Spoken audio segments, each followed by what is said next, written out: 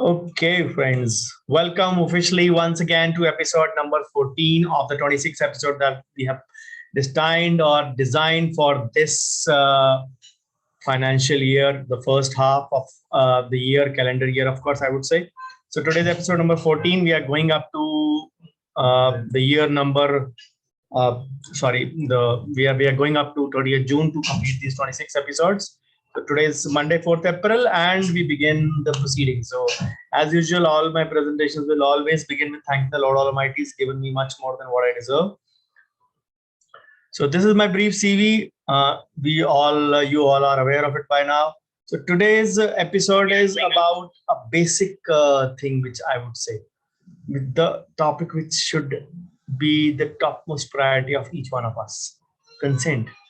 We don't know about these things, but then there are a lot many things which actually go behind the scenes. We have been seeing so many incidents happening in the recent time. In fact, as good as episode number 12, when I discussed about the warranty philosophy, in that also I gave a little bit coverage to the consent part. But exactly, the word consent is a misused one, misunderstood one. We don't have an exact knowledge. So what exactly it is? It is a process. It is not a one time thing. Remember, consent is a process. Do we have to be fearful? Absolutely, yes. It does not mean that you take out your written text and documents for every patient. There are certain procedures where you will be needing an express consent or verbal consent. But for your detailed procedures, medium ticket procedures, you would be needing a written consent preferably. So why don't dentists take that? Because they always believe that the patient is going to run away.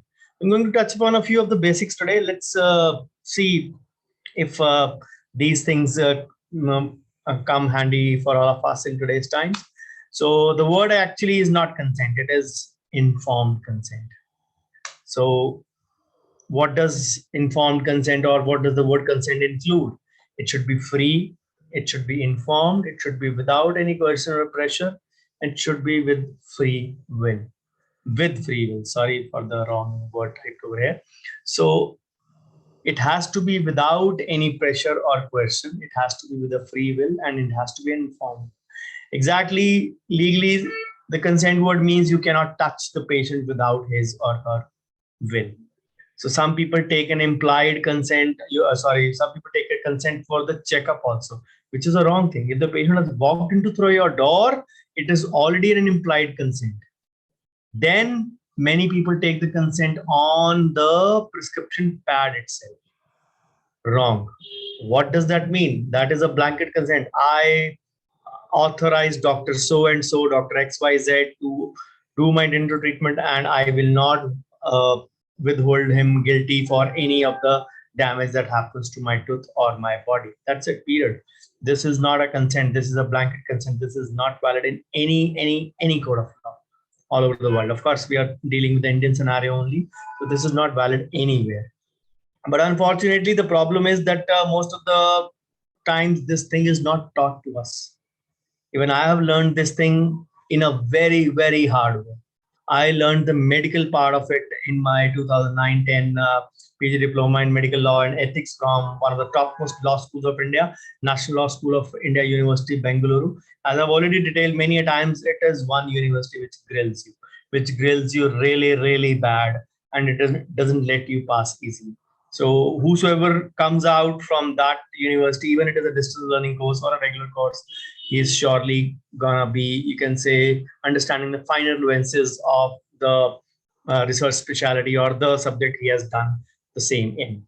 So National Law School taught me the medical part of the consent. I adapted it to the dental version and then the customized version. So the only thing is, people shudder to think, "Hi, consent banane mein itna time lagega, sara din kya karenge?" It's not difficult. Hardly it takes me 5 to 7 minutes to take a consent. Hardly, because there are already prefixed templates. You just have to write the top portion, the bottom, the top and the bottom. You usually have a templates for that also. What you find on the internet is just the body of the consent form, and every consent form has to be customized. It is not a prefixed consent form. Usually when I hold workshops or even when I take lectures, the first question I get is, sir, please send your consent form. And my answer is, sorry, sir, I don't have any consent form. Sir, आप देना नहीं चाहते इसलिए आप बोल रहे हैं. Sir, if you don't want to believe me, it is your choice. You don't want to believe me, it is your choice, surely. Because there is nothing called as a fixed consent form. Everything is customized. Two patients having a similar case, even a similar tooth of a root canal may have a different presentation, different medical history. How can the consent form be same? And then on top of that, people spend a lot of time in writing the how of the treatment, which is absolutely not needed and can be covered in just 2 lines. I've been made aware of how this treatment is going to be done. For example, root canal, how root canal is to be done by Dr. ABC, your name, and through the use of various media, distillates, whatever you do. And all my questions pertaining to same have been answered as per my satisfaction. This covers the how conveniently. Your consent form will never be more than 1.5 to 2 pages. Never. Rare case scenarios. Otherwise, it will never be more than 1.5 to 2 pages. And if the body is excluded, the top and the bottom has to be customized. No patient is going to have the same finding. No two patients are going to have same findings. They're not going to have the same treatment output. They're not going to have the same treatment plan. They're not going to have the same treatment cost. So how can the consent form be same? This thing does not get into many brains. So that is the problem sometimes. Consent literally just means just to ask. So what exactly does it mean further? So disclosure. So information to allow the person to make a decision. The only thing is that you disclose everything that is going to happen to the patient so that he or she can make an informed choice. The problem comes here only. अगर हम बता देंगे कि root canal में instrument टूटेगा तो patient root canal करवाएगा ही नहीं. अगर हम बोलेंगे कि थर्ड मोलर में आपकी नर्व पैरालिसिस होगा तो पेशेंट करवाएगा ही नहीं. The question is, if you are not confident of doing these 2 treatments, and if you feel not the iatrogenic thing, but if you feel these things, 2 things are going to happen, you separate the instrument every alternate root canal, you have paresthesia problem in every alternate patient, then why are you doing it? This is not only the disclosure, this is an inward journey towards your mirroring also. You have to understand this part. So understand the information. The patient has to understand all the information that is being given by you. That is why consent has to be in the local language. Local does not mean the vernacular. I mean, yes, of course, that is also there. But local language means a simple language used in speech. Anatomical landmarks and all those words are to be avoided. You will say, sir, it is not possible to do that. It is surely possible. I am doing it since almost 9 years now, more than 9 years. It is possible. There is a translation for every word. Write the same word, the exact word in the bracket and the main meaning outside, so that the deciphering of the same meaning is there. Then voluntary. The patient should under be no pressure.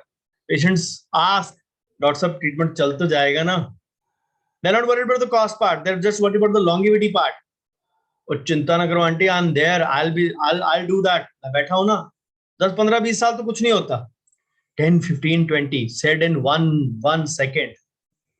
Gosh, 1 year has 365 days, 24 hours. 10 years has 3650 days. कई बार एक minute भारी पड़ता, आप 3650 दिन की guarantee ले रहे हैं. I discussed these parts in the warranty philosophy in episode number 12. Of course, I'm not going to go into that part. Then, of course, it is an agreement.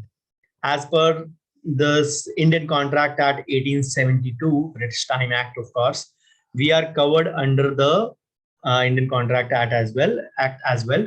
So it has to be verbal or written, preferably, to discuss the intervention, what you are going to do. So the patient says, I agree, and you proceed ahead. There are a lot more parameters than that. Of course, I can't cover all these in the 20-25 minute live. But where does the concept of consent come from? The legal issue, the ethical issue of respect for autonomy. Autonomy means patient's choice. individual integrity, and self-determination. I have been told about all the pros and the cons, and I willingly give my consent for the treatment. That is a one-line answer for the consent, speaking from the patient side. It cannot be, I am the dentist, I know everything, I can do everything, I can manage the patient. The patient is my old patient, the patient trusts me, so I am going ahead with the consent on behalf of the patient. Sorry, that is wrong. The legal issue says that every patient has the right not to be touched in any way without the patient's authorization. We have to disclose the treatment, the nature of the treatment, risks, benefits, and the alternative treatment options. That is the reason. So, as I said, informed consent is a process rather than an event. It basically makes the patient an equal bargaining partner. Bargaining not in terms of cost, but in terms of weighing the risks. अगर सारा risk आपका ही है, तो जिम्मेवारी भी आपकी है. Just try to understand this. अगर सारा रिस्क आपका है, तो जिम्मेवारी भी आपकी है. If the patient gives the consent, the responsibility is shared. It may be called as a shared decision making as well. Of course, informed consent is basically about autonomy, not exactly, or you can say about the shared decision making in that regard. But yes, the patient has to be fully convinced about the same. The thing is that we are already covered under the Contract Act. The informed consent document just reconfirms or reaffirms that the patient relationship and the doctor relationship is a contractual one. The consent literally only means to agree, but the word is not consent, it is informed consent. So as I said, law says anything obtained by coercion, influence, mistake, fraud will render the agreement invalid. There are 4 separate but correlated elements of consent. What are they? It should be voluntary. The patient should have complete knowledge of all the pros and the cons. Then capacity for decision making. He should not be in an inebriated state. He should not be drunk, should not be under the influence of drugs or anything similar. Then competency. The patient should be above 18 years of age, should be a major and not a minor. If the patient is even, you can say, minor by a day or so, or 2 days or so, the same consent is to be taken by the parents. The parent signs on the behalf, as is the norm in the various, you can say, financial institutions as well. The minor cannot be a competent one in decision making or a signing authority. So to be legally valid consent, all these elements need to be present in the consent part. Yes, no, maybe. So today's topic was consent. What exactly it is? Do we have to be fearful? Why don't dentists take that? So I hope you get a gist of it now. Consent is a process.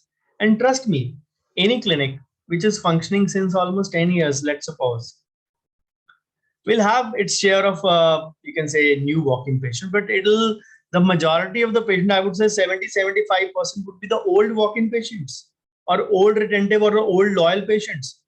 If you have been taking consent before, majority of them already know this, that you are doing it. So there is no issue in that. For the new patient, you already know the system, you just have to convey. Yes, there will be occasional patients who will be wary of signing a document, but that's okay.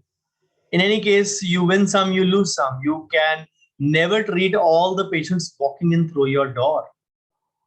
Rather, patients will appreciate that everything has been clarified.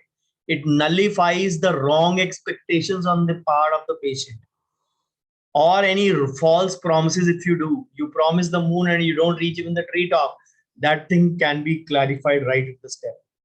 The patient walks in with the thought of becoming a Diana Hayden with the veneers on, but turns out to be a Rakhi Sawant. Of course, no disrespect to both the personalities, but turns out to be such. Then you would say, the patient would say, I came in to become this, you made me this. That is where the mismatch occurs. The consent literally means both you and the patient start on the same page before the treatment. Everything should be clear. The way you have to proceed, the total treatment you have to do, the total settings, the total costing, everything should be clear and in black and blue. At least for all the medium ticket and the big ticket cases, all have to be documented. Dentists fear, dentists don't take the consent just because of the fear of losing the patient. Trust me, if one of those patients goes to the court, what do we end up with? We all know. I've discussed this scenario recently only in the warranty philosophy part, episode number 12. Recently, we had a medical legal episode of, you can say, Dr. Archana Sharma. We all know what happened. Unfortunate, but of course, that is part of profession. Doctors, dentists, we are either gods or we are either killers in public size. We are not humans. So you need to understand the difference and nullify the expectations which are there. Not every patient walking through your clinic is going to be your patient. Not every patient you will be treating is going to be happy. So the documentation becomes your savior in that. So carry home gyan is in the form of 2 queries, 2 or 3 queries, and one, of course, slide. People ask me this question very, very common. Requirements for a short consent form. Which procedure requires a consent form, as no one are interested in filling the forms? We know the importance of consent form, but I want to know what can be told for them in a simple way, which they think it is a must to fill the form. The number one thing, there is nothing called as a prefabricated, pre-printed consent form. Secondly, there is nothing called as a short consent form. It has to be elaborate, conveniently eliminating the how part and focusing on the rest of the treatment part.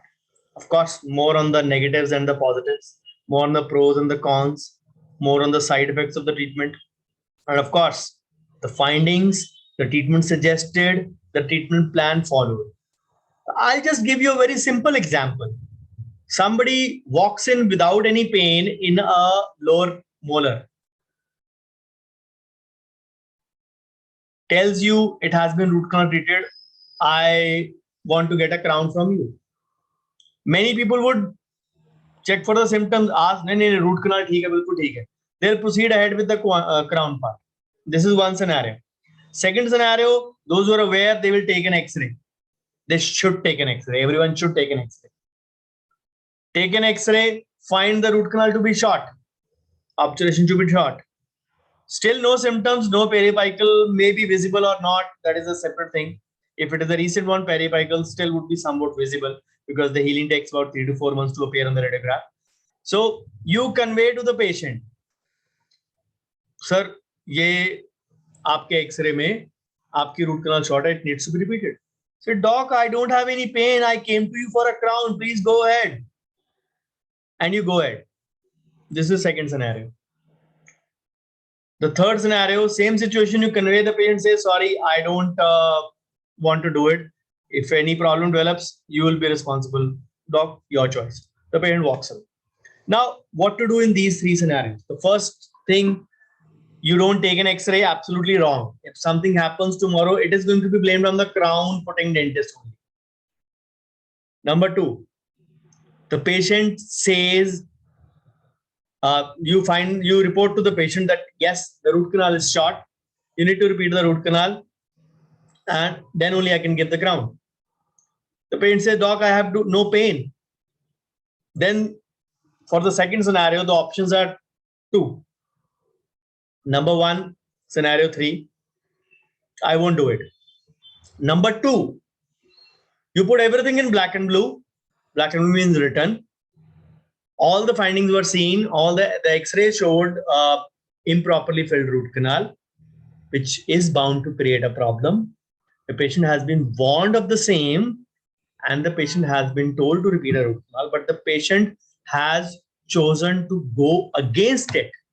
The patient has chosen to go against our advice and wants to go in for the crown. The patient has been warned that if anything outward happens, it cannot be blamed on the crown. It has to be on the root canal. Get the sign done, proceed with the treatment. In that case, you are at least saved. Of course, ethical, non-ethical, that is one thing separate in this scenario. The problem comes when you don't take a consent in such matters. The patient is going to say, बिना crown के मैं ठीक था, जब से आपने crown दिया मुझे pain हुआ. You haven't done the root canal. You have just placed the crown. I would say you have done a good job. Let's suppose you have done a good job. But now, in this case, where you don't have a consent, or sometimes worse enough, even if you don't have a preoperative X-ray, now you are married to that root canal, which you haven't done also. What will you do? No law can save you. No law can save you. You don't have a preoperative landmark. Let's suppose you have an X-ray. The law says the patient, the doctor was in a dominant position to refuse when he could have easily done that. But he opted against it, which is unethical. So the doctor needs to be punished for the negligence. Unfortunate, but true. Law is against us. Definitely. We have seen it. As I said earlier, doctors are either gods or killers. They are not humans at all.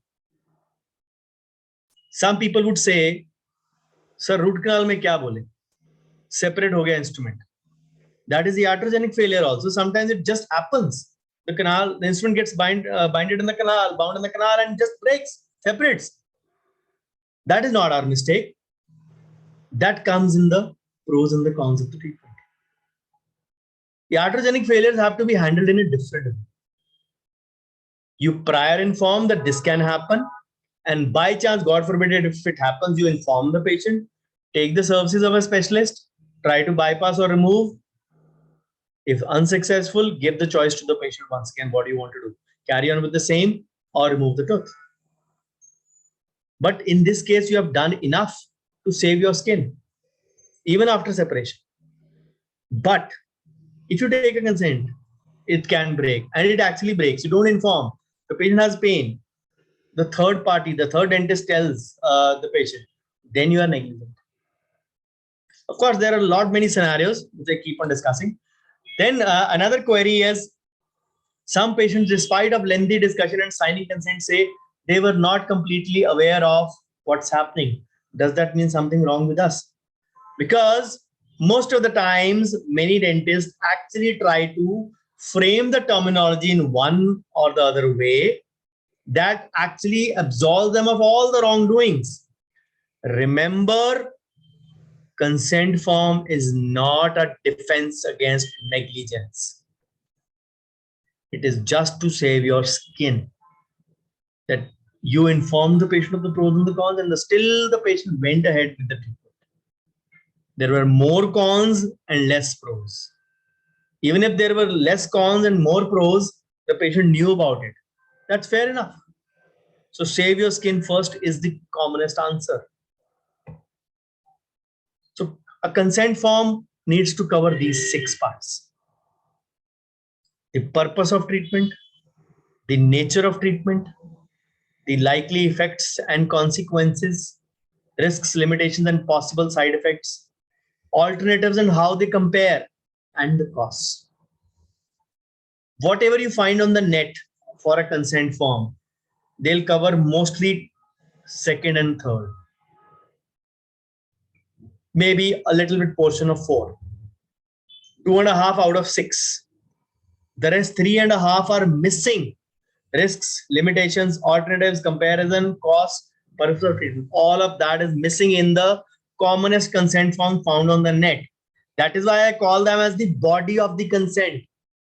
The top and the bottom has to be customized. You need to understand. You need to understand these parts very, very clearly. I hope I have put you in the think mode. So you will say, Gyan mat dena. Gyan mat dena. There is an option for that. I'm doing a workshop. I used to do only a consent form workshop earlier, then a record keeping separately. This time I'm doing you can say a combined one. It is going to be a 4-week long workshop from 18th April to 15th May, in which 1 week of pre-workshop homework is necessary, which I'll be giving, of course. And then in the next 3 weeks, you'll have 9 sessions every alternate day plus 1 live query session. All of this is happening on Zoom online and will be from afternoon 2 to 4 p.m. Sometimes get extended to 4:30 or 5, but it'll be there. And those who miss, they can always get the recording. But this is going to be one intensive workshop. I used to do 1 week or 1.5 week long customized consent workshop. So I have tried to merge these two because then people used to say as a recording thing, there were a lot of mentions. So I've combined these. This is actually not one, but 2 workshops in one. So the dates are these: Monday 18th April to Sunday 15th May. 1 week homework in the first week for 18th to 24th. And then 9 workshop sessions every alternate day, 2 to 4 p.m., 2 to 4:30, 5 also sometimes, for the next 3 weeks. Monday, Wednesday, Friday, Monday, Wednesday, Friday, Monday, Wednesday, Friday, and then last session on Sunday for queries on 15th of May. All live question answer sessions will be on Zoom. Participants would be in the workshop, you can say closed FB group where this workshop will happen. The support continues there, and of course, the recordings after the workshop for 15 days till 31st May. So my support would be there. So this is not actually one workshop, but it is 2 workshops. After a lot of deliberation, I have merged the content and I wanted to do it in an exhaustive way. So last year I did 2. One was the live one was a deferred live. So this is going to be a live workshop. So if you miss this one, I do the next one in September. This is supposed to happen in March. I do the same topic workshop after 6 months. My practice management workshops are in Jan and July, consent in March and September, and finance in May and November. So this is the way I work. 6 workshops in 1 year, every alternate month, but on a different topic. The same workshop now will happen this in September. So thank you so much for watching this. I hope I put you in the think mode. So let's hope you have something to take away from today's session. So I run 2 WhatsApp groups also. These are part of my community. So if you want to be in there, please do send me a message. I limit it to 6 groups only. Then 6 group is currently about to be filled. These are advertisement free groups where only knowledge and knowledge is the aim. So YouTube channel, again, having a lot of free content. As on 31st March, 440 plus videos are already there. So do subscribe to the channel if you have not done already. So do send me your feedback on my phone number, on my group, on my page, wherever you are watching. Bouquets and brick baths both will be welcome in equal. Thank you so much. And I stop my share for question time and acknowledging the visitors on my profile and answering queries if there are any. Hello, Dr. Ramchandra. Hello, Dr. Rajinder Desai. Hello, Dr. SP Singh. Hello, Dr. Vandana. Hello, Dr. Neha. Hello, Dr. Manoj. Any queries, if they are there, I'll be more than happy to answer them. I'm here for 2 minutes. Please feel free to voice your queries or concerns. So friends, we don't need to be afraid of the word consent. We don't need to be afraid of the document. It is not actually that difficult as we think it to be. It's very, very easy. So if you spend some time with me on consent, you'll get to know that actually this is going to be a very, very easy situation. And trust me, it is very difficult to then create a you can say backdated entry of the things that we have done. Lot many times I have been woken up in the night from my WhatsApp group participants. Sir, I am in a problem. I had this notice. I had this problem. And then there are no solutions sometimes because the mistake has been done by the participants themselves. Unfortunate problem is there is no one to guide. And on top of that, even worse is that the participants or the dentists don't want to learn the exact system that is being taught. Once you learn it, once you practice it, it's going to be just a cakewalk.